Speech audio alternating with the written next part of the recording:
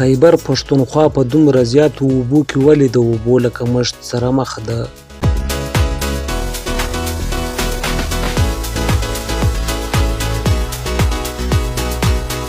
په 1991 زېږدیز کال کې د څلورو صوبو ترمنځ د اوبو د ویش یو تړون لاسلیک شو. د دې تړون له مخې به خیبر پښتونخوا ته د کال 8.88 میلیونه ایکړ فوټه اوبه ورکول کېدې.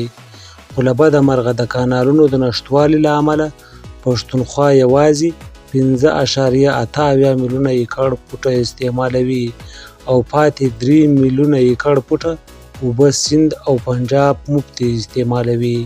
پښتونخوا د اوبو د کال 6 میلیارده روپۍ جوړیږي چې ټولې 1.2 میلیارده روپۍ تر دې مهاله د خیبر پښتونخوا په وفاقي حکومت او د سیند او پنجاب پر دواړو صوبو پاتې دي چې پکښې 1 روپۍ هم نه ده ورکړل شوې. دا تړون د جبر او استعماري قوتونو په ذریعه شوی و. دا تړون په پارلمان کې نه دی وړاندې شوی او خیبر پښتونخوا ته په کمیټې کې برابر حق نه دی ورکړل شوی او بل په تړون کې ژمنه شوې وه چې خیبر پښتونخوا کې به د کانالونو جال خورو. دا ژمنه تر اوسه لا هم نه ده پوره شوې، خو په پنجاب او سیند کې د کانالونو خورېدل په بشپړ ډول سرته رسېدلي دي. د سیند تاس تړون نه وروسته پنجاب د بیراج کانال سیستم او غازي بروته په برکت په لویه کچه د اباسین نه غلا کوي. په داسې حال کې چې خیبر پښتونخوا د 1991 زېږدیز کال د تړون له لارې د انټر پروفیشنل پروژې لاندې د چشمه رایټ بانک کانال پروژې کې یوازې تر نوم پورې محدوده شو. د جنوبي ولسوالیو لپاره 11,000 کیوسک اوبو ته اړتیا ده، خو په اوسني کانالونو کې یوازې 3,000 کیوسک اوبه تېرېدلی شي.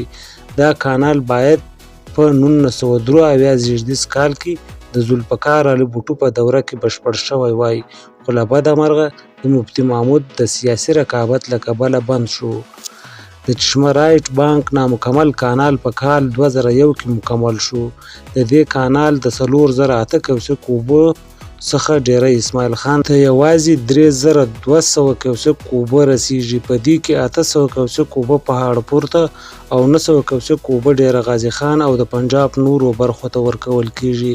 چشمه رایټ بانک کانال چې 582 میله اوږدوالی لري او پروژه یې 259 اربه روپۍ ده، د جنوبي ولسوالیو لپاره اوس هم 11,000 کیوسک اوبو ته اړتیا ده.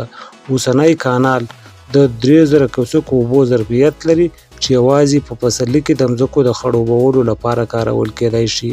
د دې منصوبې 65% برخه وفاقي حکومت ورکوي.